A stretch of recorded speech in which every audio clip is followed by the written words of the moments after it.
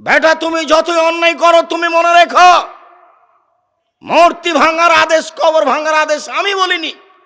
আমি বলেছি এই কথা, বাংলাদেশের মাটিতে যদি হিন্দু হিন্দু ধর্মের কথা বলতে পারে, বাংলাদেশের মাটিতে যদি ইহুদি ইহুদি ধর্মের কথা বলতে পারে, বাংলাদেশের মাটিতে হিন্দু যদি হিন্দু ধর্মের কথা বলতে পারে, আমি আব্দুর রাজ্জাক বিন ইউসুফ বাংলাদেশে হাদিসের অনুবাদ করতে পারি। এতে যদি আমি অপরাধী বলে গণ্য হই, তাহলে আমি 1 নম্বর আসামি নই। 1 নম্বর আসামি হলেন মুহাম্মদ সাল্লাল্লাহু আলাইহি সাল্লাম, আমি হলাম 2 নম্বর আসামি। এই কথা আমি বলেছি। তিনি আদেশ করেছেন, আমি অনুবাদ করেছি। তিনি আদেশ করেছেন, আমি অনুবাদ করেছি। তিনি বলেছেন, শোনো আলী, তুমি ছাড়বে না কোনো উঁচু কবর, সবকে ভেঙে সমান করে দাও। ছাড়বে না কোনো ছবি মূর্তি, সবকে ভেঙে খান খান করে দাও। হাদিস তো মুসলিম। দেখি কোন মায়ের বেটা এর উলট পালট করতে পারে তর্জমা। আমার মরা পর্যন্ত সময় থাকলো। এটা হাদিস। নাহা রাসূলুল্লাহ সাল্লাল্লাহু আলাইহি সাল্লাম আইজাসসাল কবর, রাসূল সাল্লাল্লাহু আলাইহি সাল্লাম কবর পাকা করতে নিষেধ করেছেন। ওয়াকাদালাইহে, কবরের উপরে বসতে নিষেধ করেছেন। ও নাহা ইয়াকতুবালাইহে, কবরের উপরে কিছু লিখতে নিষেধ করেছেন।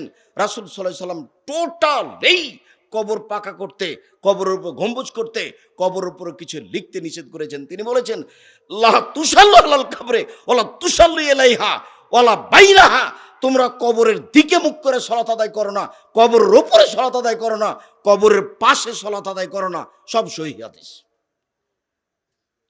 আপনি জাতিকে ফাঁকি দিতে পারেন, আমি আব্দুর রাজ্জাক বিন ইউসুফ কোনো সমস্যাকে সামনে রেখে জাতিকে ফাঁকি দেওয়ার জন্য পৃথিবীতে আসিনি। আর আমি এই কথা বলি না যে তোমার বয়স 24 বছর 26 বছর, তুমি একজন যুবক, আমি গাড়িতে বসার সাথে সাথে তুমি এসব বাঁশ দিয়ে আমাকে আঘাত করলে তুমি মনে করো না যে তুমি করছো। আমি মনে করি যে তোমার মুরব্বী হুজুর হুজুরি করেছে, জব হুজুরকে দিতে হবে। তুমি সিলেটের মাটিতে কবর পূজা করো, সেই জন্য সারা পৃথিবী কবর পূজা করবে, তুমি এটা মনে করো না। ভুল হিসাব। আমি কবর পূজার কথা বলিনি। মুহাম্মদ সাল্লাল্লাহু আলাইহি সাল্লাম কবর ভাঙতে বলেছে। তোমার হুজুরকে তুমি এই হাদিস অনুবাদ করতে বলো। হাদিস তো মুসলিম। কবরের পাশে সালাত আদায় করা নিষেধ, কবরের উপরে সালাত আদায় করা নিষেধ, কবরের দিকে সালাত আদায় করা নিষেধ। কবরকে নিয়ে সময় কাটাও, আবার মানুষের প্রতি আঘাত করতে যাও, হিসাব পাও না। আমি এর বিনিময় তোমার কাছে চাইনি, তোমার কাছে কি চাইবো? ওসি সাহেব বলে পাঠিয়েছেন যে আব্দুর রাজ্জাক সাহেব মামলা করলে আমি মামলার বিষয়টি দেখব। তা বলছে জি না, মামলা করে আমি রোজ ওখানে হাজিরে দিতে যাব, সমস্যার মুখোমুখি হব। আমি ওর বিনিময় মানুষের কাছে চাই না, বিনিময় যে দিতে পারে তার কাছে চাই। আমি যারা অন্যায় করেছে তার হেদায়েত কামনা করি। মুহাম্মদ সাল্লাল্লাহু আলাইহি সাল্লাম বললেন, ওই জাতি কি করে সম্পদ পরিত্রাণ পেতে পারে যে জাতি তাদের নবীর দাঁতকে ভেঙে দিল। তখন আল্লাহ বলছেন, আপনার জন্য এটা ঠিক নয়, আপনি কেন এই কথা বললেন? আপনি তো হেদায়েতের জন্য এসেছেন। তখন রাসূল সাল্লাল্লাহু আলাইহি সাল্লাম এই কথা বাদ দিয়ে বলছেন, আল্লাহ তুমি তাদের হেদায়েত করো।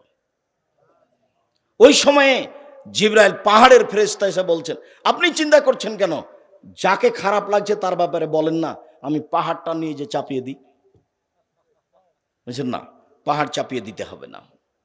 মানুষের প্রতি আঘাত করে, আলেম ওলামার প্রতি আঘাত করে দিন ধর্মের কাজ করছে এটা মনে করো না। তুমি বরং জাতির কাছে ক্ষমা চাও, আল্লাহর কাছে হেদায়েত চাও, তাহলে তোমার সফলতা আছে।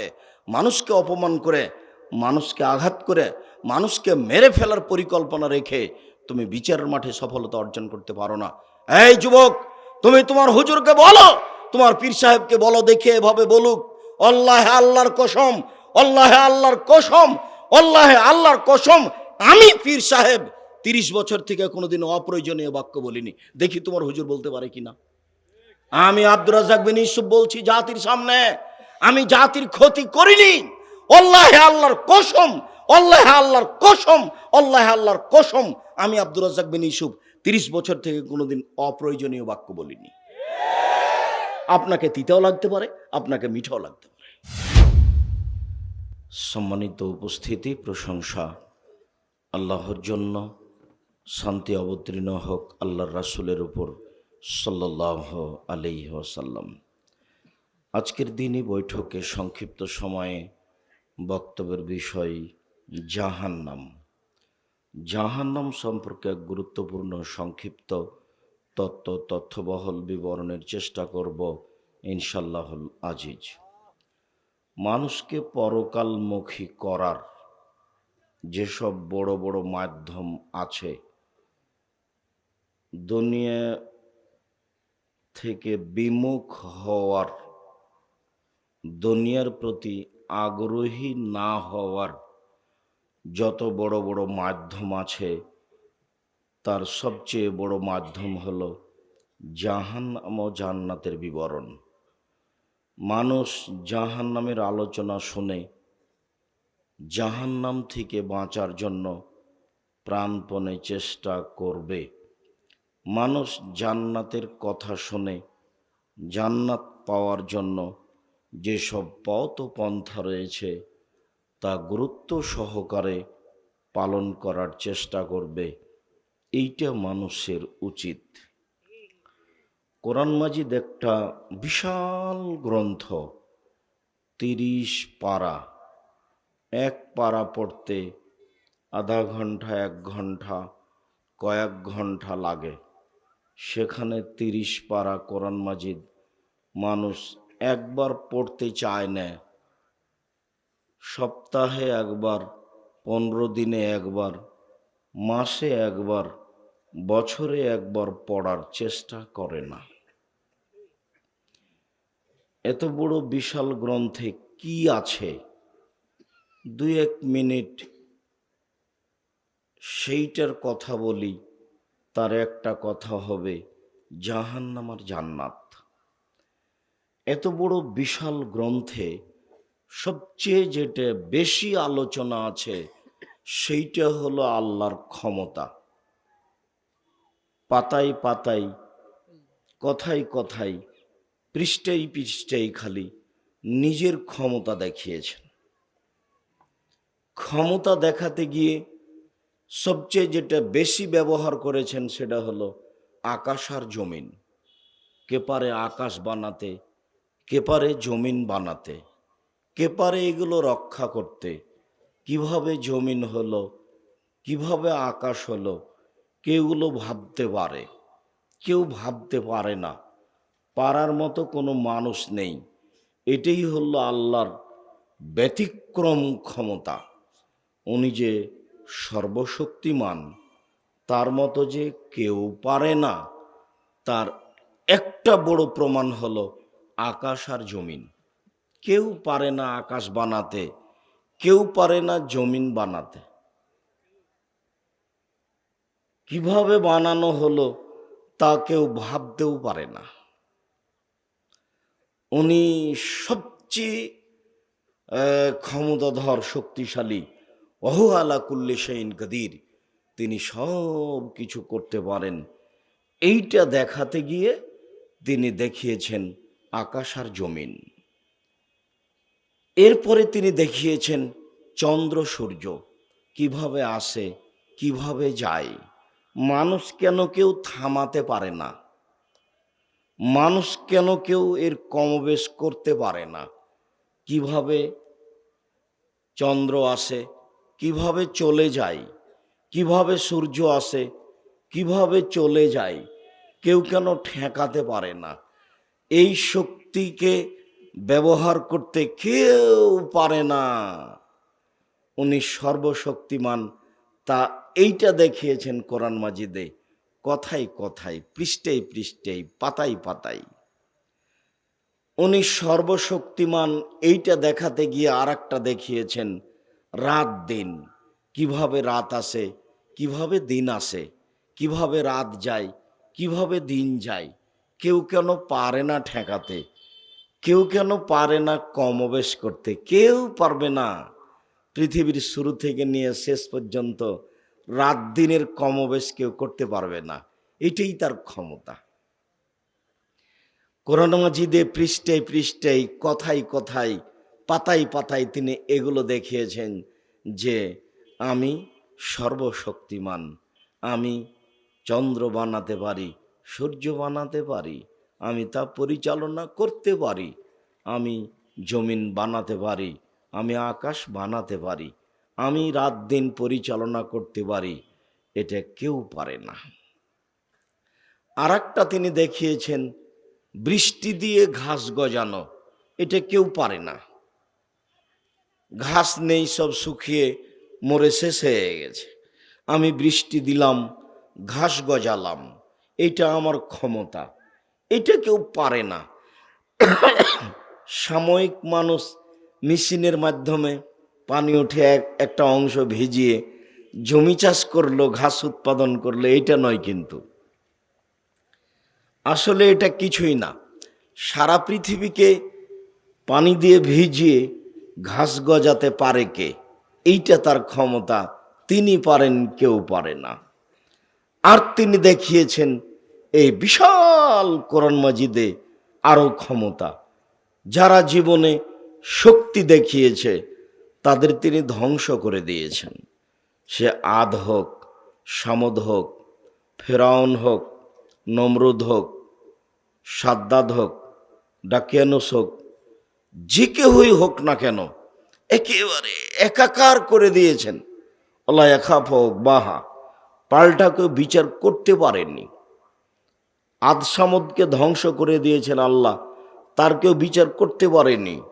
ফেরাউনকে ধ্বংস করে দিয়েছে আল্লাহ, আল্লাহর কেউ বিচার করতে পারেনি। নমরুদকে ধ্বংস করে দিয়েছেন আল্লাহ, কেউ তার বিচার করতে পারেনি। পৃথিবীর কোনো প্রাণী তার বিচার করতে পারে না, এটা তার ক্ষমতা। কোরআন মাজিদে যেখানে সেখানে তিনি দেখিয়েছেন তার ক্ষমতায়। পুরো কোরআন মাজিদ প্রায় বলতে গেলে 3 ভাগের 2 ভাগই তার ক্ষমতা। এত বড় কোরআন মাজিদে কি আছে? একজন হাফেজ কোরআন মুখস্থ করলো, ওইটা কিন্তু তার জানা নাই। আমি হিফজখানা বন্ধ করতে হবে এ কথা বলিনি, তবে হিফজখানার সাথে কোরআন হাদিস ছেলেরা যেন শিখতে পারে তার ব্যবস্থা থাকতে হবে, এইটা বলেছি। তার মানে ও কিন্তু কোরআন মাজিদ কিছু বুঝতে পারেনি, ও এমনিতেই মুখস্থ করেছে। আপনার মধ্যে আর তার মধ্যে পার্থক্য হলো এই যে আপনার মাত্র নাস ফালাক, এখলাস ফালাক মুখস্থ আছে, ওর আর একটু বেশি আছে। আপনিও যেমন বুঝেন না, ওও তেমন বুঝে না, তার শিক্ষকও বুঝে না। যার কারণে ভালো মানের প্রতিষ্ঠান গড়তে হবে, বেশি পয়সা দিয়ে, ভালো দৃষ্টি দিয়ে।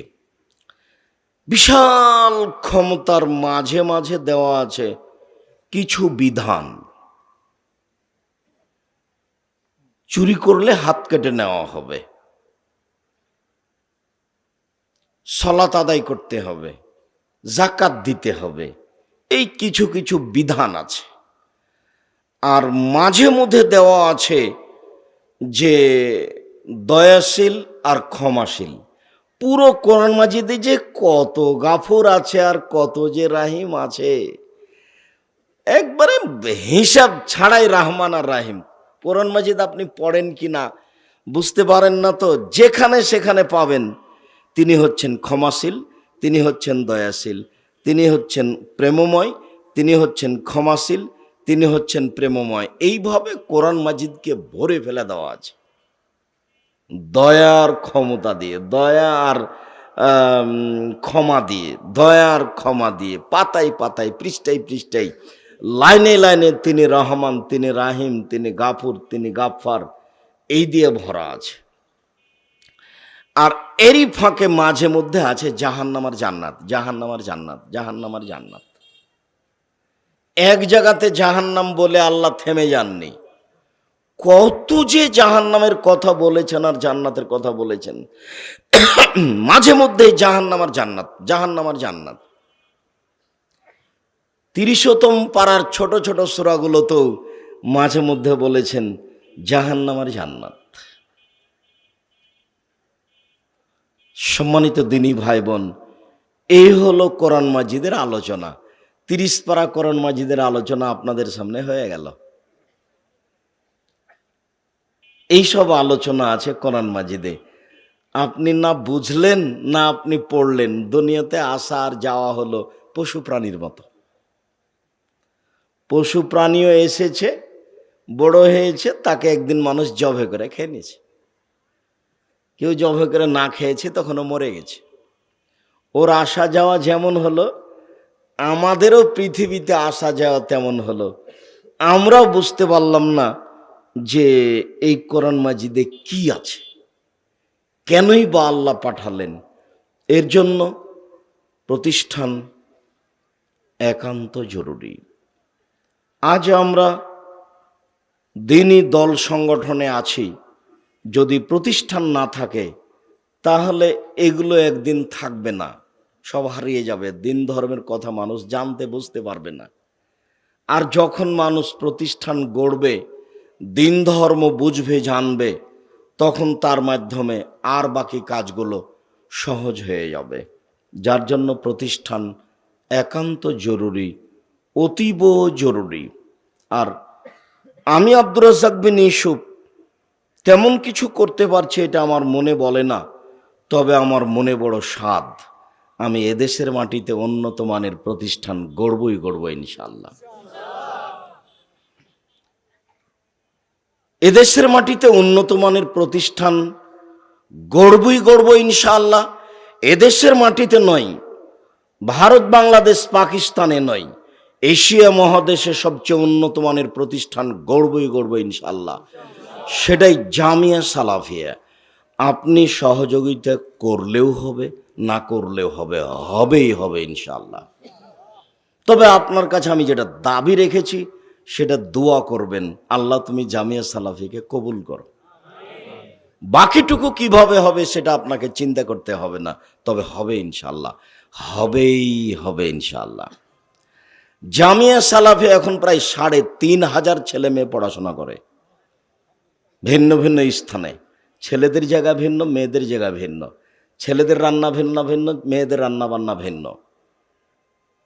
১৫৬ জন শিক্ষক শিক্ষিকা, প্রায় ৫৫ জন কর্মচারী, প্রায় মাসে বেতন লাগে এখন ২০ লক্ষ। এক মাসে বেতন লাগে প্রায় ২০ লক্ষ। প্রতিষ্ঠানের নির্মাণের কাজ তো আছেই। আমার মনে বড় স্বাদ, এদেশের মাটিতে আমি উন্নত মানের প্রতিষ্ঠান গড়বই গড়ব ইনশাআল্লাহ। সেটাই হলো আপনাদের প্রাণের প্রতিষ্ঠান জামিয়া সালাফিয়া, যেখানে ছেলে মেয়ে বাংলা, ইংরেজি, আরবি উন্নত মানের শিক্ষা অর্জন করে জাতির অন্যায়ের বিরুদ্ধে লড়বে মুখে কলমে মিডিয়ায়। আপনি আমার দিনী ভাই, আপনি আমার দিনী বোন, জামিয়া সালাফিয়া সম্পর্কে কোনো সময় দুর্বল ধারণা রাখবেন না। আর আপনি মনে করবেন না যে জামিয়া সালাফিয়া আব্দুর রাজ্জাক সাহেবের সম্পদ, তিনি গড়ছেন। জামিয়া সালাফিয়া জাতির সম্পদ। আমি সিলেট থেকে ঘুরে এসে জাতির সামনে দাঁড়িয়ে যেটা বলেছি, আমি জাতির জাতীয় সম্পদ নই। আমি রাজশাহী চাঁপাইনবাবগঞ্জের ভাষাতে কচুর পাতার পানি, কচুর পাতার উপরে যে পানি থাকে সে পানি টলমল টলমল করে পড়ে পড়ে পড়ে পড়ে। আমার ব্যক্তিগতভাবে কোনো ভিত্তি আছে এ কথা আমি মনে করি না। জাতির সম্পদ তো আমি হওয়া বহু দূরের কথা। আমি মরে যাই বেঁচে থাকি তাতে আসে যায় না।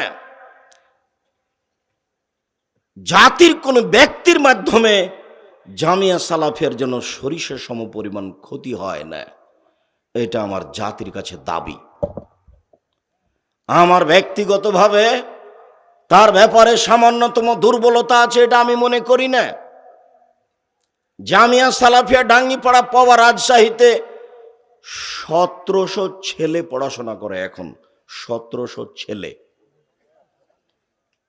জামিয়া সালাফিয়া ডাঙ্গিপাড়া পাওয়া রাজশাহীতে মেয়ে পড়ে এখন ৮৫০।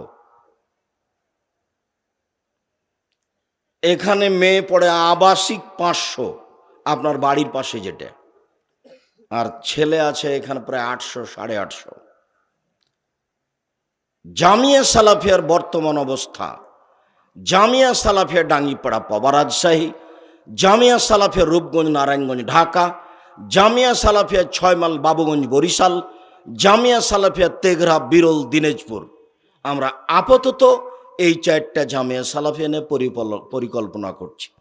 আরও বাংলাদেশের মাটিতে যেগুলো বড় বড় বৃহত্তর জেলা, সেসব জায়গায় জামিয়া সালাফিয়া গড়বে বলে আমরা আশাবাদী ইনশাআল্লাহ। যার কারণেই আপনাদেরকে আমি আন্তরিকভাবে দোয়া করার জন্য অনুরোধ জানাই। উপরে যদি কবুল হয়ে থাকে তাহলে আর কোনো সমস্যা হবে না, আর উপরে যদি কবুল না হয় যতই চেষ্টা করেন সফল হওয়া যাবে না। শুধু আমার এইটাই ভয়। আর আমি এই কথাটাই আল্লাহকে বলি যে আমি মানুষ, আমার কোথাও ভুল ত্রুটি থাকতে পারে, যদি কোথাও ভুল ত্রুটি থাকে তাহলে তুমি আমার এটা সংশোধন করে দাও। আমি নিজে থেকে তার ক্ষতি করার জন্য কোনো কাজ করতে রাজি নই।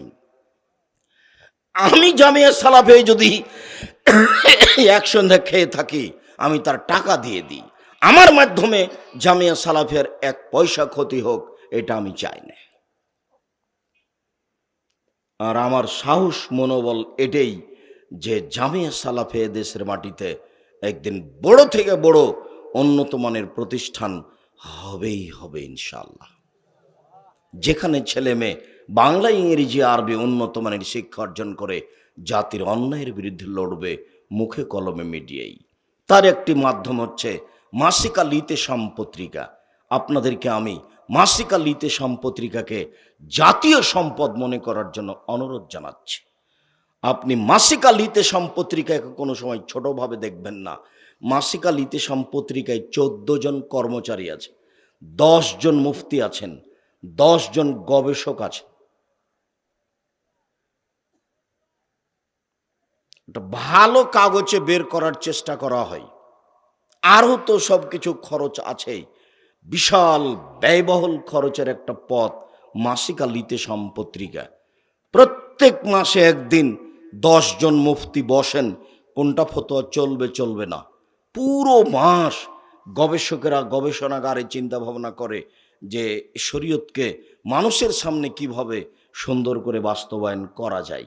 আমি খাকসার, আমি সাধারণ মানুষ, আমি প্রাণপণে চেষ্টা চালিয়ে যাচ্ছি বলে আমার ধারণা, অনুমান মর্মে সকল দিনই ভাই বোনকে প্রতিষ্ঠানগতভাবে আগিয়ে যাওয়ার জন্য অনুরোধ জানাচ্ছি। আরও যারা আপনারা এলাকায় প্রতিষ্ঠান গড়ে তুলছেন, এই প্রতিষ্ঠানের ব্যাপারে সোচ্চার হবেন। এটাই হচ্ছে এই কোরআন মাজিদকে জানার মাধ্যম।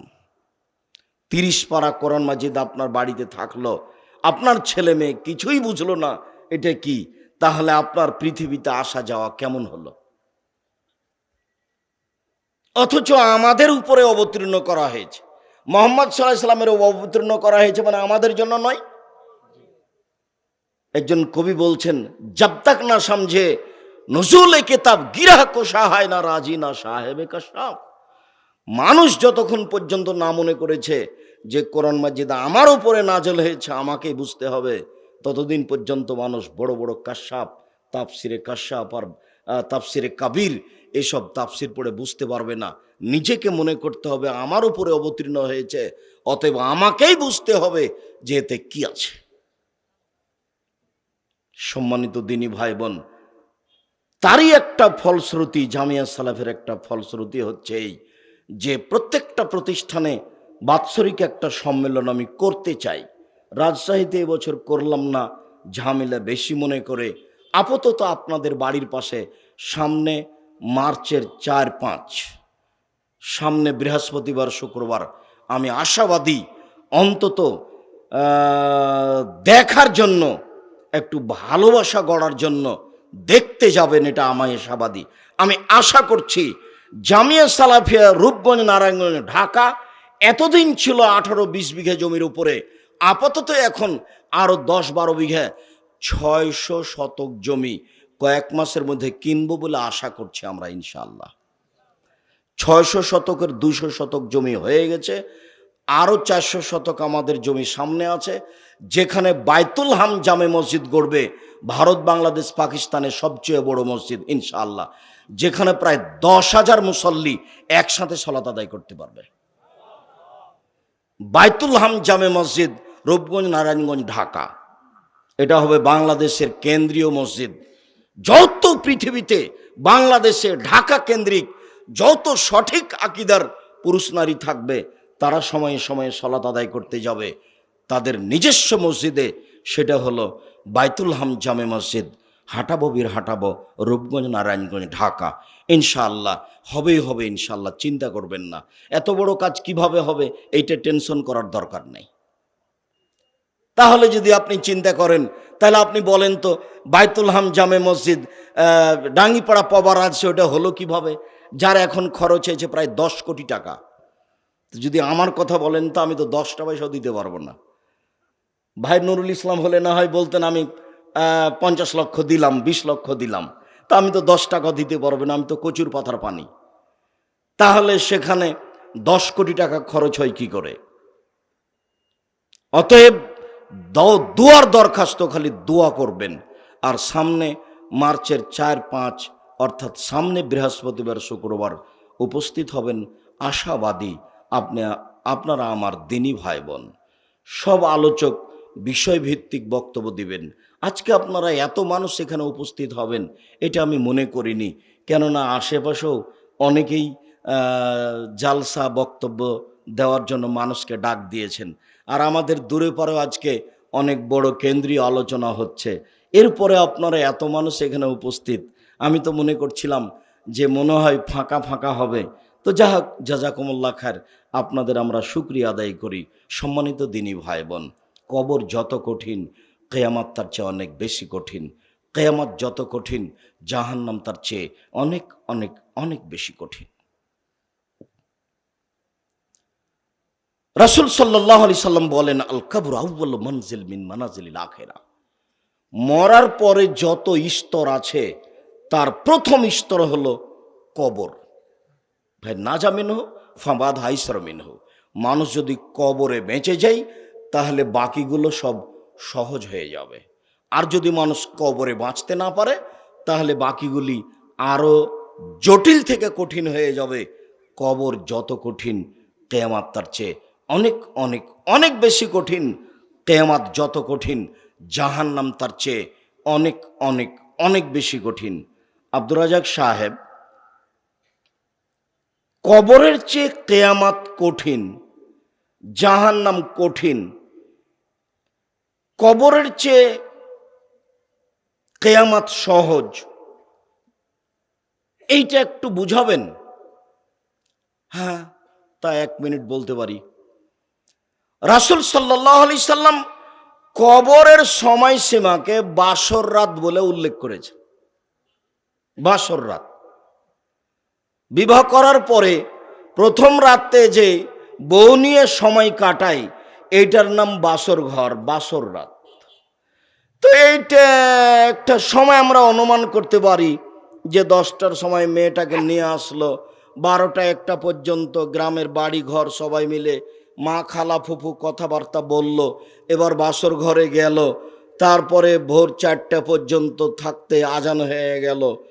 তাহলে মোটামুটি বোঝা গেল যে বাসর ঘরের সময়সীমা 4 ঘন্টা।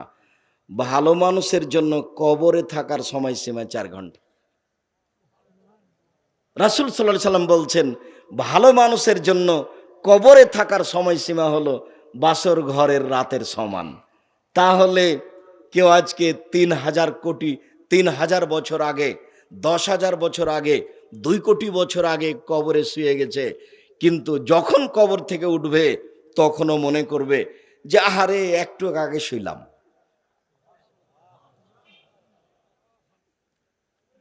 আর কিয়ামতের মাঠ, রাসূল সাল্লাল্লাহু আলাইহি সাল্লাম বললেন, ভালো মানুষের জন্য ফরজ সালাত আদায়ের সমান। তো আমরা ধরি তাহলে জোহরের সালাত আদায় করতে মোটামুটি কত সময় লাগে? 10 মিনিট, 5-7 মিনিট। তাহলে কিয়ামতের সময়সীমা ভালো মানুষের জন্য মোটামুটি কয় মিনিট? 5-7 minute, 10 minute. আর যদি ঠেকে যায়, চেয়ারম্যান সাহেবকে আমি বলেছিলাম, ভাই সব কাজে আসেন না, এগুলো খুব কঠিন। তার মানে এতে 10-এর সম্পদ আছে, তো 10-এর সম্পদ খুব ভয়াবহ। নিজের পয়সা আমি 5,000 টাকা ফেলে দিলাম, খেয়ে নিলাম, তাতে আসে যায় না।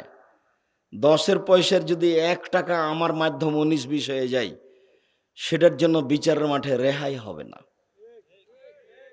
ওইটার বিচারের জন্য যদি আমার 1 টাকার 19-20 জন্য যদি আমার বিচার দেরি হতে একদিন দেরি হয়, তাহলে 50,000 বছর। যদি 3 দিন দেরি হয়, তাহলে আমার বিচারের সময়সীমা হয়ে গেল 1.5 লক্ষ বছর। কতদিন আমার বিচার চলবে আল্লাহই ভালো জানে। যার জন্য আমি সকল দিনই ভাই বোনকে বলি যে আপনারা 5 ওয়াক্ত সালাতের সাথে সাথে একটা বেশি বেশি কাজ করবেন, দান। দান যা আছে খাওয়া খরচ বাদ দিয়ে সবকে দিয়ে ফেলে দেওয়ার চেষ্টা করবেন। তবে যারা ব্যবসা বাণিজ্য করছেন, টাকা ইনকাম করছেন, তারা সবই দিয়ে দিয়েন না। দিলে তো আপনারা বাকি কাজ বন্ধ হয়ে যাবে।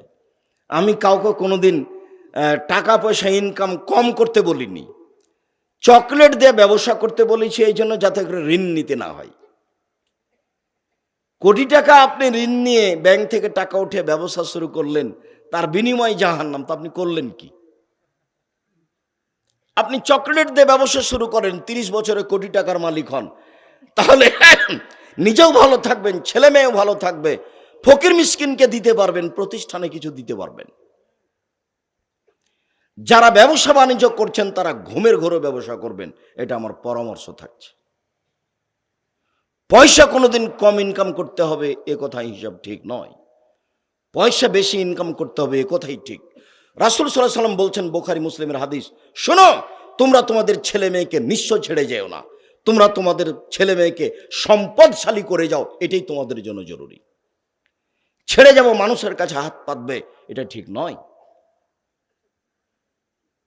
কেন আমি কথাটা বলি যে যতদিন পর্যন্ত আপনার বিচার চলবে, যদি আপনার দান থাকে তাহলে আপনি দানের নিজ ছায়াতলে থাকতে পাবেন। দেখা যাক বিচার কতদিন চলে। যদি 3 দিন চলে 3 দিনই থাকবেন, যদি 3 বছর চলে 3 বছর থাকবেন, যদি 3 লক্ষ বছর চলে তো 3 লক্ষ বছরই থাকবেন ছায়ার নিচে। দেখা যাক কি হয়, বিচার কতদূর চলে, কতদিন চলে।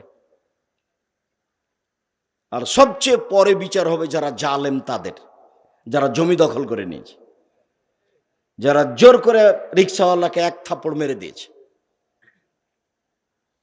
যারা ক্ষমতা দেখিয়ে মানুষের প্রতি অত্যাচার চালিয়েছে, তাদের বিচার দেরিতে হবে, সবচেয়ে শেষে। জেনা, চুরি, সুদ, ঘুষ এগুলো সময় লাগলো, তাড়াতাড়ি শেষ হয়ে যাবে। কিন্তু যারা মানুষের জমি দখল করে নিয়েছে, এটা বুঝানো খুব কঠিন। বুঝাতে বুঝাতে বুঝাতে কতদিন যাবে আল্লাহই ভালো জানে। সম্মানিত দিনী ভাই বোন, তো কবর যত কঠিন, কিয়ামত তার চেয়ে বেশি কঠিন। কিয়ামত যত কঠিন, জাহান্নাম তার চেয়ে অনেক অনেক অনেক বেশি কঠিন। যদি কবরে উত্তর ভালো হয় তাহলে পরস্পর সবই সহজ। যার কারণে মুহাম্মদ সাল্লাল্লাহু আলাইহি সাল্লাম সালাতে সালাম ফিরার পূর্বে এভাবে বলতেন, আল্লাহুম্মা ইন্নী আউযু বিকা মিন আযাবি জাহান্নাম। আল্লাহ, তোমার কাছে আমি জাহান্নাম থেকে বাঁচতে চাই। ওয়া আউযু বিকা মিন আযাবিল কবর, আমি তোমার কাছে কবরের শাস্তি থেকে বাঁচতে চাই। ওয়া আউযু বিকা মিন ফিতনাতিল মাসিহিদ দাজ্জাল, আমি তোমার কাছে দাজ্জালের ফিতনা থেকে বাঁচতে চাই। ওয়া আউযু বিকা মিন ফিতনাতিল মাহি ওয়াল মামাত, তোমার কাছে বাঁচতে চাই, তোমার কাছে বাঁচতে চাই পরকালের বিপদ হতে। ওয়া আউযু বিকা মিনাল মা'সামি ওয়াল মাগরাম, তোমার কাছে বাঁচতে চাই ঋণ কর্জ হতে, তোমার কাছে বাঁচতে চাই বড় পাপ হতে, তোমার কাছে বাঁচতে চাই ঋণ কর্জ হতে, তোমার কাছে বাঁচতে চাই বড় পাপ হতে। শুধুমাত্র ছেলের মুখের আহার, আমার ছেলের আজকে সারাদিন না খেয়ে থাকবে, যদি মানুষের বাড়ি থেকে ধান কর্জ চাউল কর্জ না নিয়ে আসি, তখন আপনি ঋণ কর্জ করতে যাবেন। ভুলেও কোনোদিন ব্যবসা বাণিজ্যের জন্য ঋণ করবেন না। রাসূল সাল্লাল্লাহু আলাইহি সাল্লাম দিন রাত যেসব জিনিস থেকে বাঁচতে চাইতেন, তার একটা বাঁচতে চাইতেন কি থেকে বলেন তো? ঋণ কর্জ থেকে। যার ঋণ কর্জ আছে তার জানাজা হবে না, জানাজাই নেই, জাহান্নাম জান্নাত তো পরে। বোকা মানুষ ব্যাংকে চাকরি করে, তাই ব্যাংক থেকে লোন নিয়ে 5 তলা বাড়ি করেছি, তো মরে গেছে, ওর মাথাতে কিছুই নেই। ব্যাংক তাকে লোন দিয়েছে, ওরা ব্যাংকে চাকরি করে, ওও খুশি, বউ খুশি, স্বর্ণ দিয়ে বাড়ি বানিয়েছে। ফকিরে ভিক্ষা চাইলে খালি বলে মাফ করো, খালি মাফ করো, খালি মাফ করো। এই ছেলে, তোমাকে সতর্ক করে যাচ্ছি, তোমার মাকে বলে দিও যে আম্মা, যখন আমি বাড়ি থেকে বের হব তখন আমার ব্যাগে, আমার পকেটে 10 টাকা, 5 টাকা, 200-100 টাকা দিয়েন তো আম্মা। ফকির আসলে যেন আমাকে মাফ করো, এই কথা বলা না লাগে।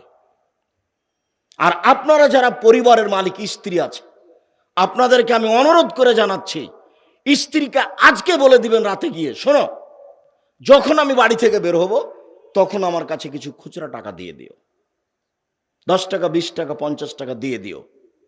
আমি একটা লোকের নাম উল্লেখ করছি না আপনার সামনে, ঢাকা শহরে আমি যতক্ষণ তার গাড়িতে থেকেছি এমন কোনো সময় আমি তাকে দেখি না যে ফকির আসলেও ফিরিয়ে দেয়।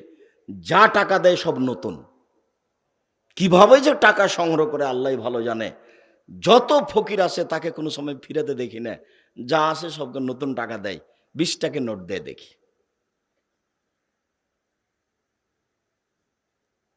সম্মানিত দিনী ভাই বোন, আপনাদের কাছে জরুরি অনুরোধ জানিয়ে গেলাম।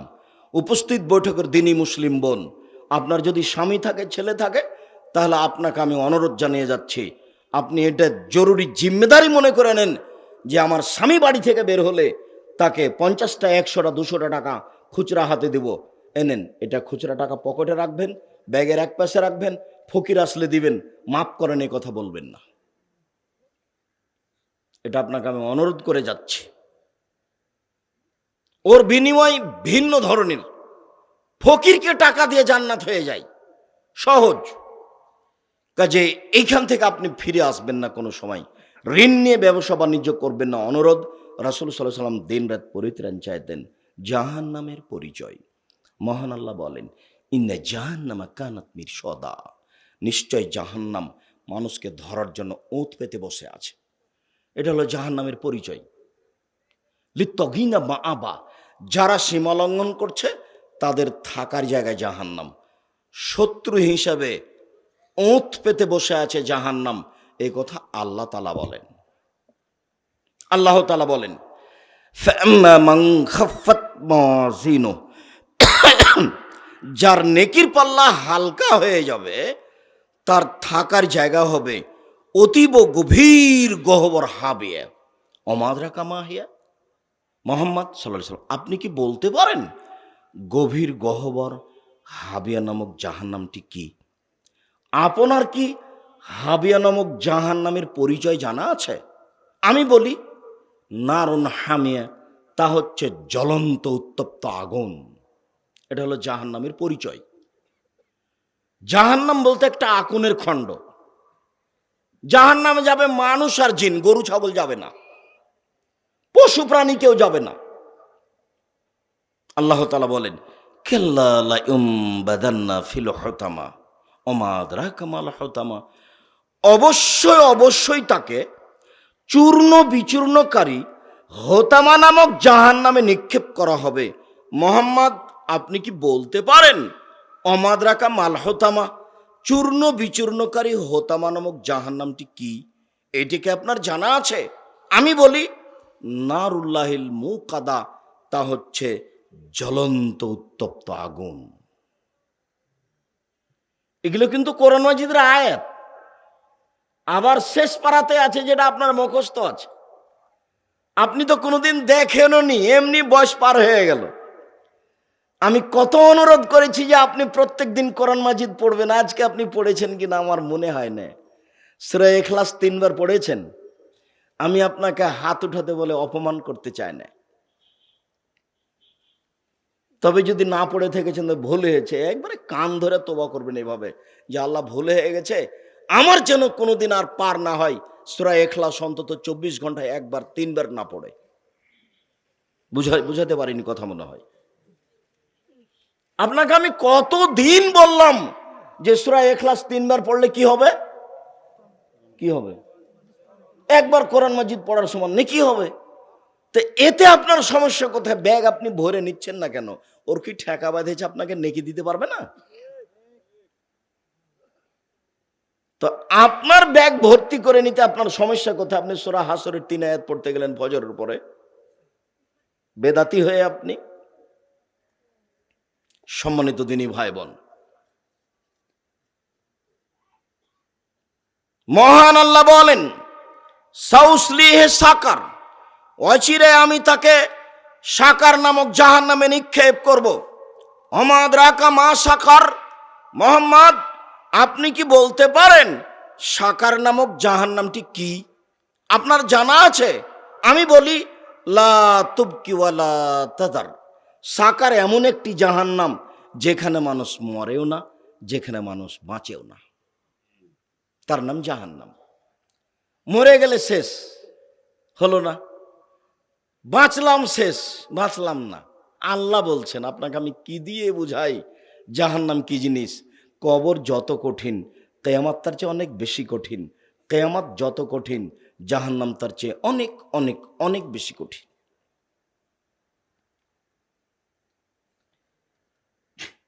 কবর বলতে বাড়ির পিছন দিকে 2.5 হাত গর্তের নাম কিন্তু কবর নয়। কবর বলতে একটা সময়। কবরে চাপ দিবে মানে ডান দিকের মাটি বাম দিকের মাটি একবারে চাপা লেগে হাড় একটার সাথে আর একটা ঢুকে একবারে জমা লেগে যাবে, আরো চিৎকার করবে বাপরে মারে করে। সারা পৃথিবীর সবকিছু তার চিৎকার শুনতে পাবে, মানুষ এবং জিন ছাড়া। আপনি মনে করিয়েন না যে তাকে কবর চাপছে, এটা হলো তার একটা শাস্তি তার আত্মার ওপরে। আপনি কবর খুঁড়ে কিছু দেখতে পাবেন না, এটা স্বপ্নের মতো, আত্মা কষ্ট পাবে। কবরই যদি কবর হতো তাহলে যাকে বাঘে খেলো তার কবর কোথায়? আপনাদের কবরস্থানের কবরই যদি কবর হয় তাহলে যে আগুনে জ্বলে মারা গেল তার কবর কোথায়? মরার পরে বিচারের দিন পর্যন্ত এই সময়ের নাম হলো কবর। বিচারের মাঠে সবাই উঠবে, তার নাম বিচারের মাঠ। জাহান্নাম জান্নাত হয়ে যাবে, বিচারের মাঠ শেষ হয়ে গেল। জাহান্নাম কি জিনিস? হয় তিহিল মৌত মিন কুল্লি মাকানিন ওয়া মা হুয়া বিমাইত। মরণ চতুর্দিক থেকে ঘিরে ধরবে, তবুও সে মরবে না, তার নাম জাহান্নাম। লা ইয়ামুতু ফিহা ওয়া লা ইয়াহইয়া, মানুষ সেখানে মরবেও না, মানুষ সেখানে বাঁচবেও না, তার নাম জাহান্নাম। আয়াত থেকে একটু জাহান্নামের সংক্ষিপ্ত পরিচয় দিচ্ছিলাম। এবার আল্লাহ রাসূলের মুখ থেকে 2-1 বাক্য। রাসূল সাল্লাল্লাহু আলাইহি সাল্লাম বলেন ইন্না সাকরাতাল আযীমা লা তুলকা মিন শাফিরে জাহান্নাম। বিশাল একটা পাথর যদি জাহান্নামের মুখের উপরে ছেড়ে দেওয়া হয় তাহলে নিচে যেতে সময় লাগবে 70,000 বছর। তো 1 কোটি মণ ওজনের একটা পাথর যদি 1 মিনিট নিচে যায় কত যেতে পারে? 1 ঘন্টা, 1 মাস, 1 বছর, 100 বছর, 1000 বছর, 70,000 বছর। আপনাকে আমি কি দিয়ে বুঝাবো যে জাহান্নামের গভীরতা কত? জাহান্নাম কি জিনিস আপনাকে আমি কি দিয়ে বুঝাই? রাসূল সাল্লাল্লাহু আলাইহি ওয়াসাল্লাম বলছেন যে মুনাফিক জাহান্নামের নিচে থাকবে, হিন্দু থাকবে, এই কথা তিনি বলেননি। যারা মুনাফিকি করে আপনাকে আমি নিষেধ করেছি, যেখানে 2 জন বসে আছে সেখানে আপনি বসবেন না। এই ছেলে, আপনাকে আমি 4টা উপদেশ দিয়েছি। 1, আপনার জীবনে সবচেয়ে জরুরি কাজ 5 ওয়াক্ত সালাত নামাজ। 2, আপনার জীবনে জরুরি কাজ বৈধ রুজি। 3, আপনার জীবনে জরুরি কাজ কোরআন মাজিদ তেলাওয়াত করা। 4, আপনার জীবনে জরুরি কাজ আপনি 2 জন যেখানে বসে আছে এখানে বসবেন না। কেন? ওখানে আর একজনের বদনাম হচ্ছে, ওর সাথে অংশগ্রহণ করার কোনো প্রয়োজন নাই। যখন আপনি আপনার কাজ কর্মে পরামর্শ বৈঠক করছেন সেটা ভিন্ন কথা। আড্ডা পিটেন আপনি দোকানের সামনে বসে কি করে? স্বভাব কখন পরিবর্তন হবে? হয় না কেন? এই 4টা আমি উপদেশ সব সময় দেওয়ার চেষ্টা করেছি। আর অনুরোধ করেছি রক্ষা করার জন্য। সম্মানিত দিনী ভাই বোন, মুনাফেক জাহান্নামের নিচে থাকবে, যারা বদনাম গীবাত করে ওরা মুনাফেক। খুব সাবধান, হিন্দু জাহান্নামের নিচে যাবে এই কথা আল্লাহর নবী বলেননি, আল্লাহ বলেননি, জাহান্নামে যাবে। রাসূল সাল্লাল্লাহু আলাইহি ওয়াসাল্লাম বলেন, ইন্না গিলজা জিলদেহি ইসনানেও আরবাউনা জেরা, একজন জাহান্নামীর গায়ের চামড়া 42 হাত মোটা। তিনি বলেন, অন্যা জিরসামেসল ওহুদিন, একজন জাহান্নামীর দাঁত হলো ওহুদ পাহাড়ের সমান। ওহুদ পাহাড় হলো 4 কিলোমিটার প্রশস্ত, 8 কিলোমিটার লম্বা, নিচে কত আছে তা মানুষ জানে না।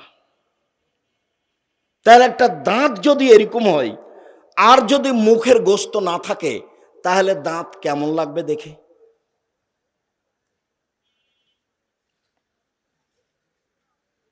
আপনাকে আমি এই বিভৎস আকৃতি বুঝাতে পারি না।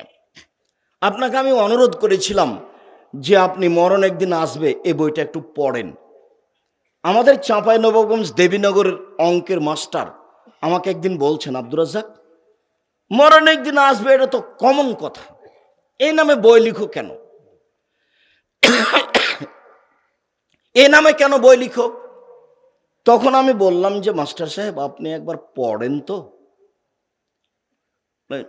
পরে দেখা যাচ্ছে বলে আমি 10 বার পড়েছি, 10 বার। বই যে এমন হতে পারে এসব কথা থাকে তা আমি কোনোদিন ভাবিনি। বিস্তারিত বিবরণ দেওয়া আছে জাহান্নাম জান্নাতের, মরণ একদিন আসবেই, একটু পড়া উচিত। কত পরিশ্রম করে লিখলাম আর আপনি 100 টাকা খরচ করা ভারী মনে করলেন। মাসিকাল ইতেসাম পত্রিকা 20 টাকা দিয়ে 25 টাকা দিয়ে আপনার কাছে আসবে, এটা আপনার কাছে ভারী হয়ে গেল। জবাব আমাকে দিতে হবে না। আমি যদি কোথাও ত্রুটি করি, স্বার্থপরতা থেকে থাকে আমার, তাহলে জবাব আমাকে দিতে হবে। তবে আমি জাতির সামনে বলে যাচ্ছি, আল্লাহে আল্লাহর কসম, আল্লাহে আল্লাহর কসম, আল্লাহে আল্লাহর কসম, আমি আব্দুর রাজ্জাক বিন ইউসুফ 90 সাল থেকে নিয়ে এখন পর্যন্ত স্বার্থে কোনো বাক্য বলিনি। আমার নিজস্ব বলে কোনো কিছু নেই, আমার কাছে কোনো টাকা পয়সা হিসাব নিকাশ কিছু নেই। ছেলে মেয়ে কি খাবে কি করবে সেই চিন্তা আমি করি না। আমার দাদা আমার বাপের করেনি, আমার বাপ আমার করেনি। আমি আব্দুল্লাহ আব্দুর রহমান কি করে খাবে সেই চিন্তা আমি করি না।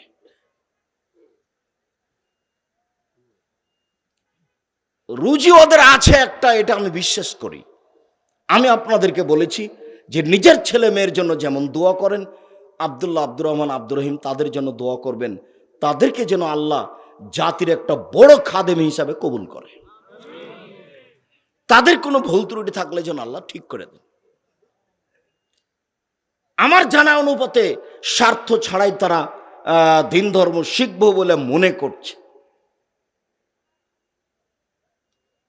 আর আমি তো আপনাকে বলেছি, আমি 90 সাল থেকে আজ পর্যন্ত কেউ যদি আমাকে বলে যে আপনি আমার কাছে পথ খরচ পাথেয় চেয়েছেন, এটা যদি আমার সামনে বলে দিতে পারে, আমি জাতির সামনে কোনোদিন দাঁড়াবো না। আমি চেষ্টা চালাচ্ছি স্বার্থ ছাড়াই দিন ধর্মের কিছু কাজ করা। আপনাকে আমি অনুরোধ জানাচ্ছি এইসব কাজের সাথে সহযোগিতা করা। কিছুদিন না পারলে মুখে তো বলতে পারবো যে আল্লাহ কবুল করো। এই কথাটার কার্পণ্যতা আপনি করবেন কেন? কেন করবেন? আল্লাহ কবুল করো এই কথা যদি কবুল হয়ে যায়, তাহলে আমার মধ্যে যে ভুল ত্রুটি আছে সেটা আল্লাহ কি করবেন? ঠিক করে দিবেন। রাসূল সাল্লাল্লাহু আলাইহি ওয়াসাল্লাম বলেন, ওয়াইন্না বাইজাহুম ওয়াইন্না ফাকেজাহুম মিসলু বাইজা, এই উরু রানটা হচ্ছে বাইজা পাহাড়ের সমান। বাইজা পাহাড়ের 39 কিলোমিটার লম্বা। রাসূল সাল্লাল্লাহু আলাইহি ওয়াসাল্লাম বলেন, ওয়াইন্না মাজলিসু বাইনা মক্কা ওয়াল মদিনা, একজন জাহান্নামীর বসার জায়গা 450 মাইল মক্কা থেকে মদিনা। একটা লোকের বসার জায়গা যদি 450 মাইল হয়, আর প্রতি 1000-এ 999 জন লোক যদি জাহান্নামে যায়, তাহলে জাহান্নাম কত বড়।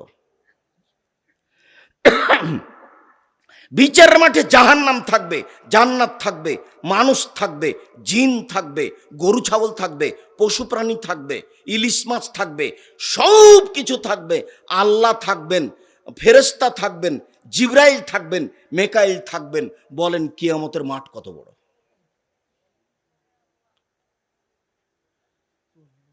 একজন জাহান্নামীর বসার জায়গা যদি 450 কিলোমিটার হয়, তাহলে 1999 জন লোক যদি জাহান্নামে যায়, তাহলে জাহান্নাম কত বড়!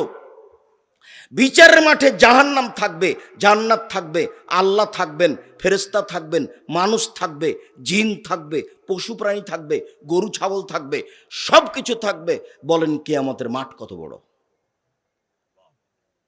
আপনি তো কোনোদিন কোরআন মাজিদ পড়েন না। আল্লাহ বলছেন ওই ইদাল আরজু মুদ্দাত, যেদিন পৃথিবীকে বড় করে দেওয়া হবে, সম্প্রসারিত করে দেওয়া হবে, যেদিন সাগরে আগুন লেগে যাবে, সাগরে আগুন লেগে যাবে, তারপরে পানি যখন শেষ হয়ে যাবে, তখন পৃথিবীকে সমতল করে দেওয়া হবে।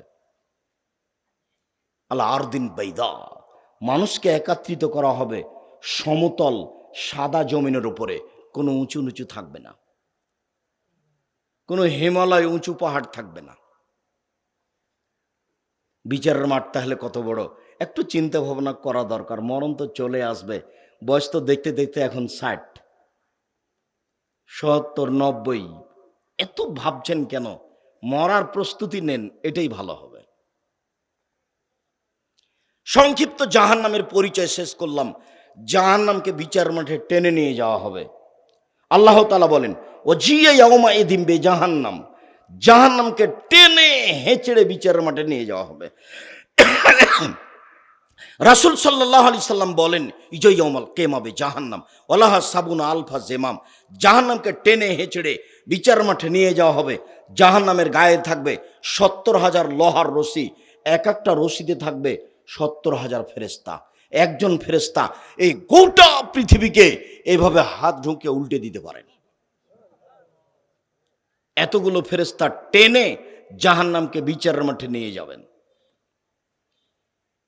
অবাক, জাহান্নাম কথা বলতে পারে, টপ টপ টপ টপ টপ টপ করে জাহান্নাম কথা বলবে। আপনার মোবাইলটাই কথা বলে। আপনি তো আগে অবাক মনে করছিলেন। আপনাকে আমি বলেছি কোনো মানুষকে অপরাধী প্রমাণ না করে আল্লাহ জাহান্নামে দিবেন না। একটা প্রমাণ, আপনাকে পড়তে বলা হবে আপনার কর্ম। ইকরা, পড়ো তুমি। তখন আপনি পড়বেন আর বলবেন মালি হাদিল কিতাব লা ইগাদিরু সাগীরাতান ওয়ালা কবীরা, কি আশ্চর্য ধরনের বই, আমার সবই কথা লেখা আছে গো। আপনি পড়ে দেখে নেন কত পাপ লেখা আছে। তারপরে আপনার সামনে তুলে ধরা হবে মিসকালা যারাতিন খাইরা ইয়ারা, একবারে টিভির পর্দার মতো চলে আসবে সব কর্ম আপনার সামনে।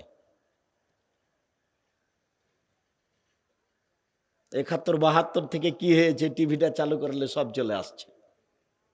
সাদ্দামের কর্ম সব চলে আসলো, সব চোখের সামনে চলে আসলো। পুরো জীবন সব চোখের সামনে চলে আসবে, আল্লাহ বলছে। তারপরে মাটি আপনার সামনে কথা বলবে, ইয়াউমাইজিন তুহাদ্দিসু আখবারাহা, টপ টপ টপ টপ টপ টপ করে মাটি আপনার বিরুদ্ধে কথা বলবে, আপনার কর্ম নিয়ে কথা বলবে।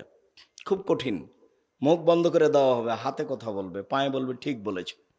খুব বড় বেকায়দায়। বিচারের মাঠ বড় কঠিন। কবর যত কঠিন, কিয়ামত তার চেয়ে অনেক অনেক অনেক বেশি কঠিন। কিয়ামত যত কঠিন, জাহান্নাম তার চেয়ে অনেক অনেক অনেক বেশি কঠিন। জাহান্নাম কথা বলতে পারে। ফাস্তাকাতিন নারা ইলা রাব্বিহা, জাহান্নাম তার প্রতিপালককে অভিযোগ করে বলল, প্রতিপালক ইয়াতি বাজহা বাজান, আমার কিছু অংশকে ধরে খাচ্ছে। এদিকের আগুন ঝাপটা মেরে ওই দিকের আগুনকে ধরে খাচ্ছে, আমার একটু কথা শুনবেন কি? ভিতরের শাস্তিকে একটু হালকা করে দিবেন। তখন আল্লাহ বলছেন আচ্ছা ঠিক আছে, মেনে নিলাম।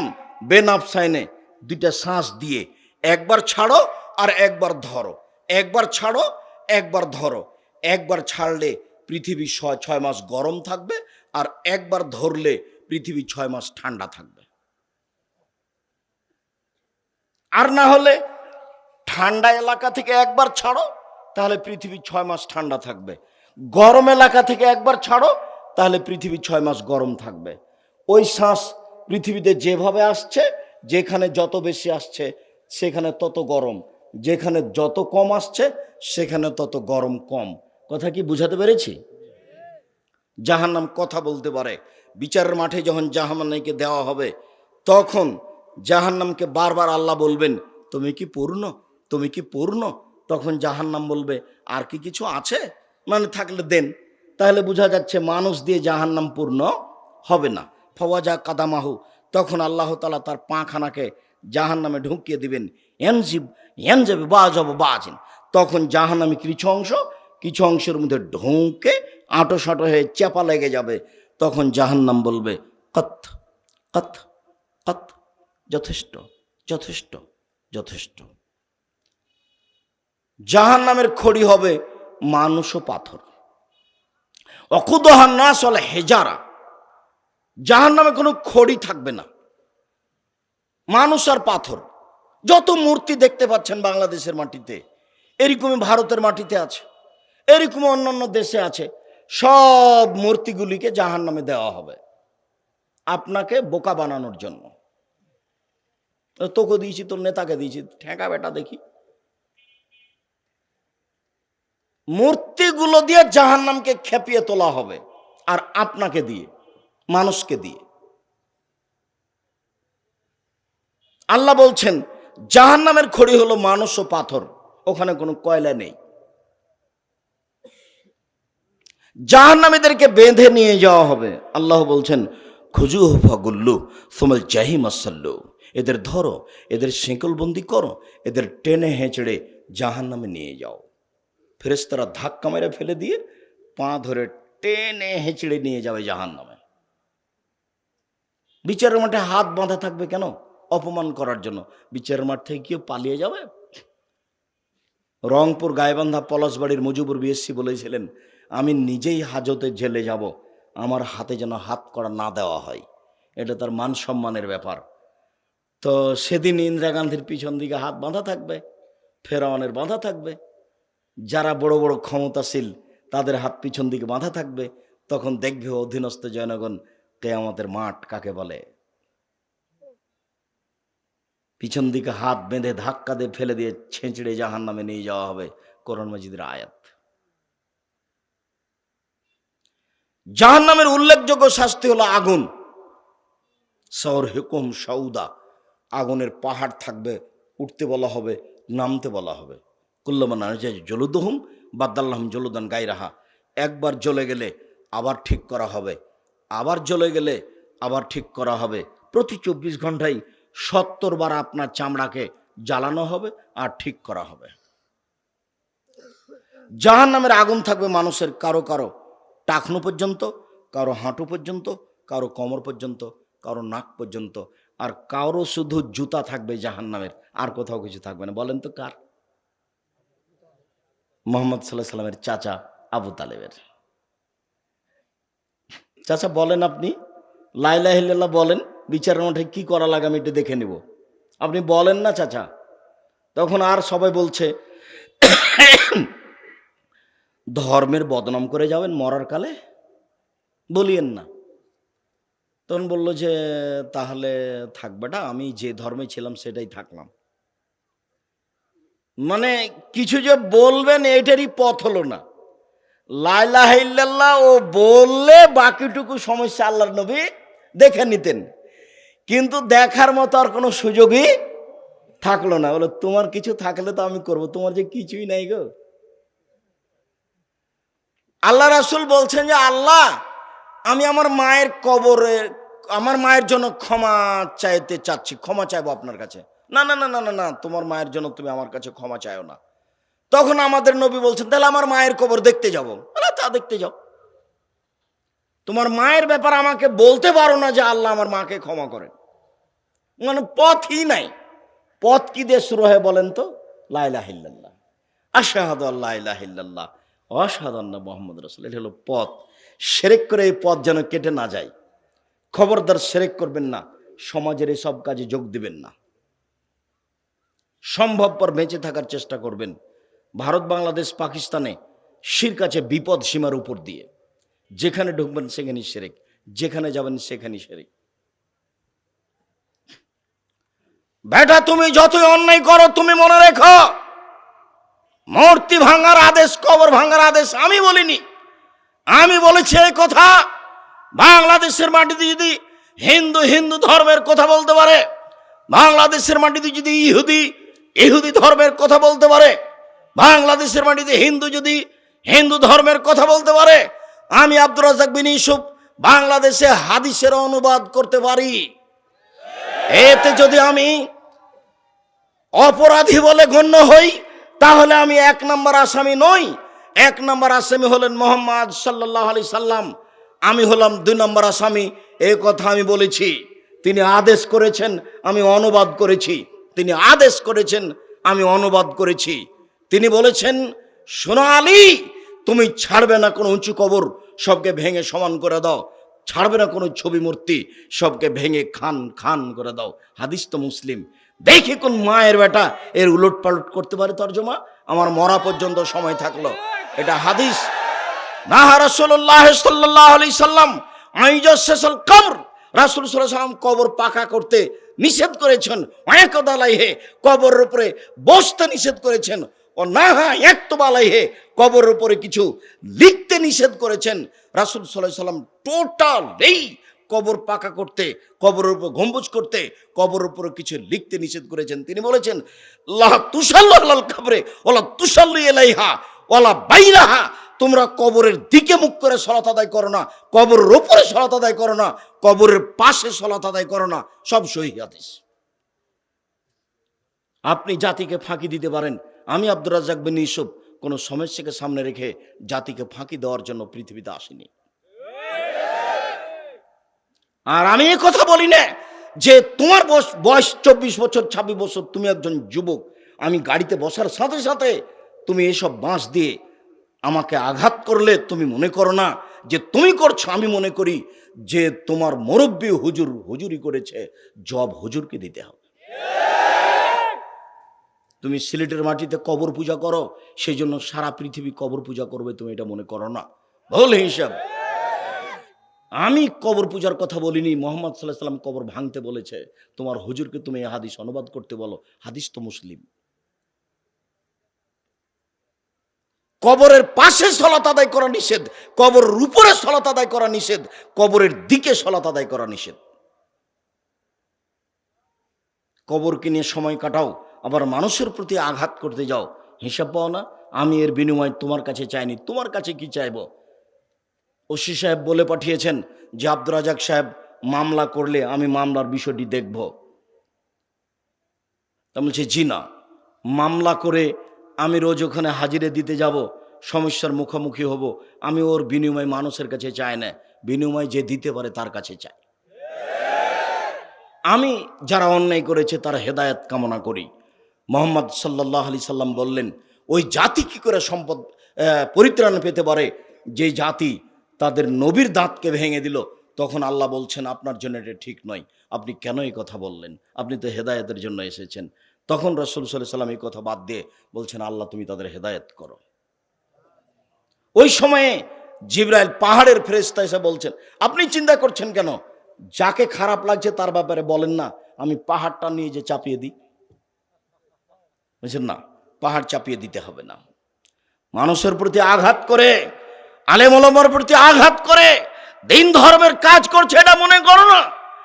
তুমি বরং জাতির কাছে ক্ষমা চাও, আল্লাহর কাছে হেদায়েত চাও, তাহলে তোমার সফলতা আছে। মানুষকে অপমান করে, মানুষকে আঘাত করে, মানুষকে মেরে ফেলার পরিকল্পনা রেখে তুমি বিচারের মাঠে সফলতা অর্জন করতে পারো না।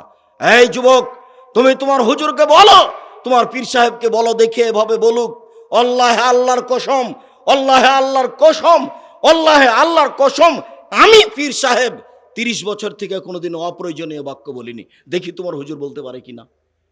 আমি আব্দুর রাজ্জাক বিন ইউসুফ বলছি জাতির সামনে, আমি জাতির ক্ষতি করিনি।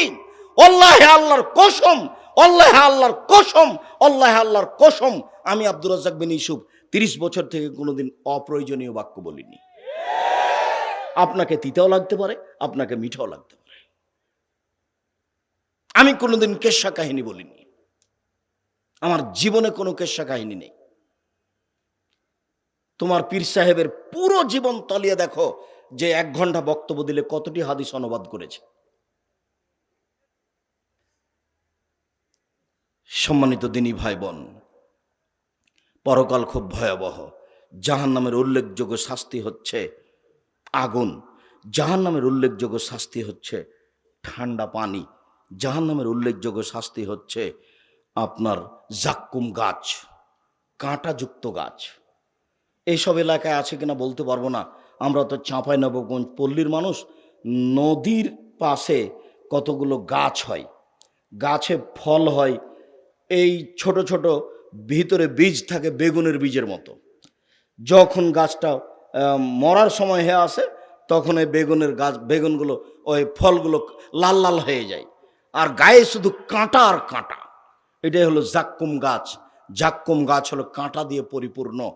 মানুষ যখন জাহান্নামে গিয়ে খেতে চাইবে, 1000 বছর পরে তাকে জাক্কুম গাছ খেতে দেওয়া হবে।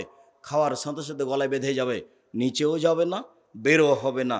তার নাম লায়ামুতু ফিহা ওয়া লা ইয়াহিয়া, মরবেও না, বাঁচবেও না। পানি চাইবে তখন 1000 বছর পর পানি দিবে, সেটা আবার পানি নয়, দাগুসাতিন, সেটা হলো রক্ত এবং পুজ। রক্তপুজ কোথায় পাওয়া যাবে? একটুকু আগে তার গায়ে আগুন লাগিয়ে দেওয়া হয়েছে জাহান্নামের আগুন দিয়ে, তখন ওই শরীর থেকে ঝরঝর ঝরঝর ঝর করে এসে গোস্তমাংগুলো ঝরে পড়েছে।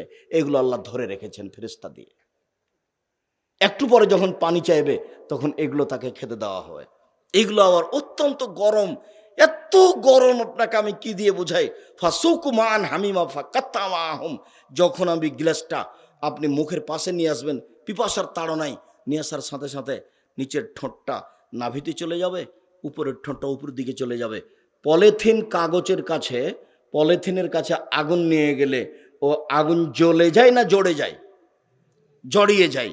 এটা জড়িয়ে যাবে, আর পানিটা মুখে দেওয়ার সাথে সাথে সব গোস্ত ঝরে পড়ে যাবে, শুধু হাড্ডিটা খালি দাঁড়িয়ে থাকবে, হাড় হাড্ডি শুধু। আপনাকে আমি বুঝাতে অক্ষম জাহান্নাম কি জিনিস, জাহান্নাম কেমন জায়গা। জাহান্নামে সাপ থাকবে উটের সমান, একবার দংশন করে 40 বছর ব্যথা থাকবে। জাহান্নামে বিচ্ছু থাকবে গাধার সমান, একবার দংশন করলে 40 বছর ব্যথা থাকবে। জাহান্নামের হাতুড়ের নাম হলো মাকামে, আর কবরের হাতুড়ের নাম হলো মিত্রাক। কবরের হাতুড় বলতে যারা কাঠমিস্ত্রি হাতুড় ব্যবহার করে, কাঠমিস্ত্রি দেখেননি, এদের কাছে একটা হাতুড় আছে। আর যারা চাঁপাইনবাবগঞ্জ রাজশাহী থেকে আপনাদের এলাকাতে গরুর গাড়ির চাকা বানাতে আসতো, তাদের কাছে হাম্বল, তারা ওই চাকার বাহির দিক থেকে একটা কাঠ ঢোকাতো, সেটা নাম হাম্বল। আজও রাস্তাঘাট যারা ভাঙাচোরা করে তারা ওই হাম্বল ব্যবহার করে। ওই হাম্বলের আরবি হচ্ছে মাকামে, আর কাঠমিস্ত্রির হাতুড়ের নাম হচ্ছে মিত্রাক। এটা হলো কবরের, আর ওটা হলো জাহান্নামের। বুঝাতে পারিনি মনে হয়। জাহান্নামের হাতুড়ের নাম মাকামে, হাম্বল, আর কবরের হাতুড়ের নাম মিত্রাক, সাধারণ হাতুড়। রাসূল সাল্লাল্লাহু আলাইহি ওয়াসাল্লাম বলছেন, কবরের হাতুড়টা দিয়ে যদি হিমালয়ের মতো পাহাড়ে মারা হয় তাহলে পাহাড়টা ধুলো হয়ে যাবে। কবরেরটা দিয়ে যদি এই হয় তাহলে জাহান্নামেরটা দিয়ে কি হবে? সম্মানিত দিনী ভাই বোন, জাহান্নাম থেকে দিনরাত বেঁচে থাকার চেষ্টা করবেন। জাহান্নামে যাবে যারা, খোলাখুলিভাবে তার একটা হাদিস আমি অনুবাদ করি। রাসূল সাল্লাল্লাহু আলাইহি ওয়াসাল্লাম বলছেন, সিনফান মিন আহলিন নার, জাহান্নামের 2 শ্রেণীর মানুষ আছে যারা জাহান্নামে যাবে, আমি তাদের দেখিনি। 2 শ্রেণীর মানুষ জাহান্নামে যাবে, আমি তাদের দেখিনি।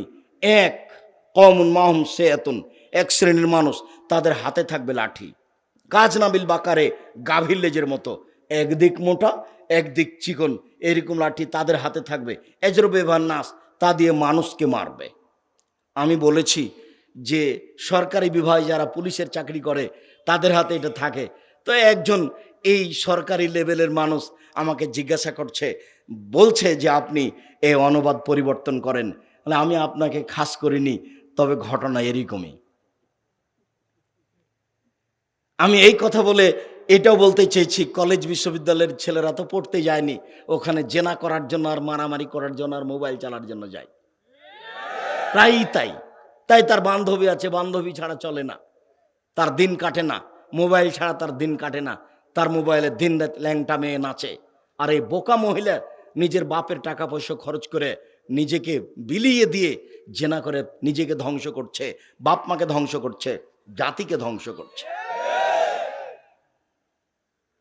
সম্মানিত দিনী ভাই বোন, মারামারি লাগলে দেখবেন এদের হাতে লাঠি আছে, কোথায় রাখে? বেটি ছেলে নিয়ে বসে আছে, আবার মারামারি লাগলে এদের হাতে লাঠি দেখতে পাবেন। রাসূল সাল্লাল্লাহু আলাইহি ওয়াসাল্লাম বলছেন, ওদের হাতে থাকবে লাঠি গাভীর লেজের মতো, এরা যাবে জাহান্নামে, এদের আমি দেখিনি। 2 নিসাউন, মহিলা, কাসিয়াতুন, কাপড় পরে থাকবে, আর এতন উলঙ্গ। রৌসহন্না কাসনামার বক্তিল মায়লা, তাদের মাথা হবে বক্র উঁটের মতো, মাথার চুল খোলা থাকবে, হেলিয়ে দলিয়ে চলবে।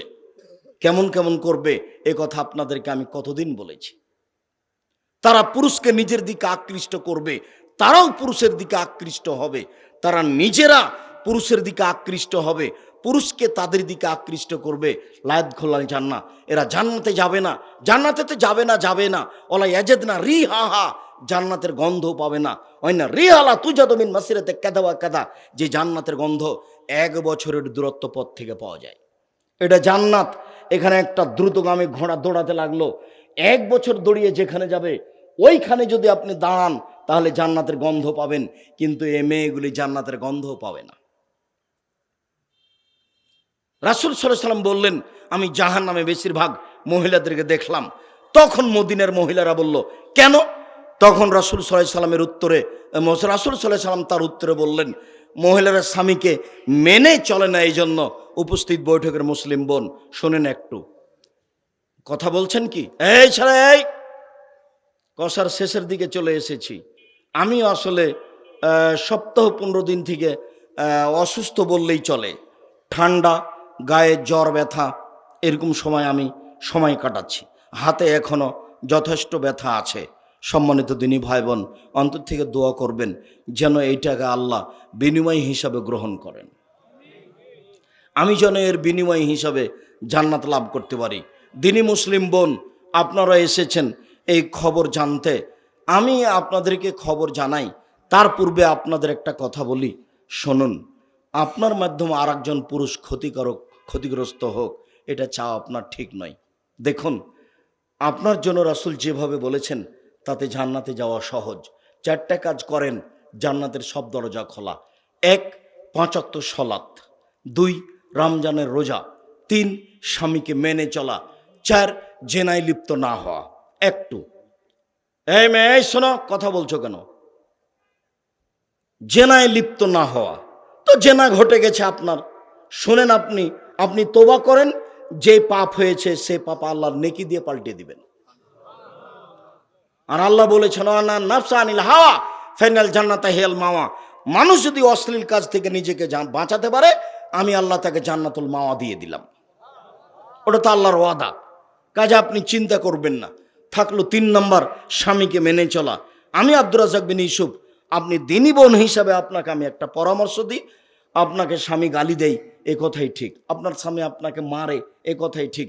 আপনার স্বামীর মুখ খারাপ, এ কথাই ঠিক।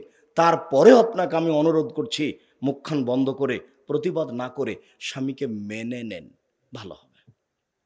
সপ্তাহ সপ্তাহ কথা বলবেন না, মুখ ভারী করে থাকবেন, 15 দিন কথা বলবেন না, বছর যাবত কথা বলবেন না। 1 গিলাস পানি চাইলে সামনে নিয়ে গিয়ে ঠ্যাক্কস করে রেখে দিয়ে হেঁটে চলে যাবেন, এই স্বভাব চলবে না। তাহলে আপনার ইবাদত কবুল হবে না। দেখেন, আপনি মেনে নেন। আমি আপনার দিনী ভাই, আপনাকে আমি অনুরোধ জানাচ্ছি, আপনি স্বামীকে মেনে চলেন। আপনার স্বামী যতই খারাপ হোক, এরপরে আপনাকে বলছি, যদি আপনি মানতে না পারেন তাহলে খোলা তালাক করে নেন, এটাই ভালো। যে কোনো মহিলা যে কোনো স্বামীকে খোলা তালাক দিতে পারে, কোনো সমস্যা নেই। যে কোনো মহিলা যে কোনো স্বামীকে খোলা তালাক দিতে পারে। 1 মাস পরে অন্য জায়গাতে বিবাহ বসবে। মর্মে আপনাকে আমি অনুরোধ জানাচ্ছি, 4টা কাজ করেন। 1 5 ওয়াক্ত সালাত, 2 রমজান মাসের সিয়াম, 3 স্বামীকে মেনে চলা, 4 জেনায় লিপ্ত না হওয়া, জান্নাতের সব দরজা খোলা। মর্মে সকল দিনী ভাই ও বোনের কাছে আমি অনুরোধ জানাচ্ছি, বিশেষভাবে আপনাদেরকে আমি অনুরোধ জানাচ্ছি, আপনারা এই পোশাক পরিবর্তন করেন, যেই পোশাক দিয়ে আপনার মান সম্মানের হানি হয়, যেই পোশাকের দিকে মানুষ তাকায়, যার কারণে আপনাকে আমি ফ্যাশন বোরকা পরতে নিষেধ করেছি। ফ্যাশন বোরকা পরবেন না। এই মেয়ে শোনো, এই বোরকা তুমি আজকে বাড়িতে গিয়ে জ্বালিয়ে দিও, এই বোরকা পরতে হবে না, জ্বালিয়ে দিবে। তুমি ঢিলা ঢালা বোরকা পরো। 3 শ্রেণীর মানুষ জাহান্নামে যাবে। 1, মধুমেনুল খামর, যারা নিয়মিত বিড়ি তামাক সিগারেট জর্দা গুল নেশাদার দ্রব্য খায় পান করে, তারা জাহান্নামে যাবে। 2, আর রাজরাত মিনান নিসায়ে, যেসব মহিলারা পুরুষের পোশাক পরে, পুরুষের জুতা স্যান্ডেল পরে, তারা জাহান্নামে যাবে। 3, দায়ুস, তোমার বাপ তাহাজ্জুদ পড়ে কিন্তু তোমার কারণে জাহান্নামে চলে যাবে। দায়ুসকে যে তার বাড়িতে বেহাইয়ের সুযোগ দিয়েছে সে দায়ুস। সম্মানিত এলাকাবাসী, নরসিংদী নারায়ণগঞ্জ জেলাবাসী, আমি আপনাদেরকে অনুরোধ জানাচ্ছি, বাড়িঘর পরিবর্তন করেন, বাড়ির চতুর্দিক ঘেরেন, আর আপনার জিম্মেদারি 5টা, সেটা পালন করেন। 1, যে মানের খাচ্ছেন সে মানের খাওয়াবেন, যে মানের পড়ছেন সে মানের পড়াবেন, কটু কথা বলবেন না, মুখের উপরে মারবেন না, নিজের বাড়ি ছাড়া কোথাও যেতে দিবেন না। খালার বাড়ি যেতে পাবে না, ফুফুর বাড়ি যেতে পাবে না, মায়ের বাড়ি যেতে পাবে না, জরুরি প্রয়োজন ছাড়া বাড়ি ত্যাগ করতে পারবে না।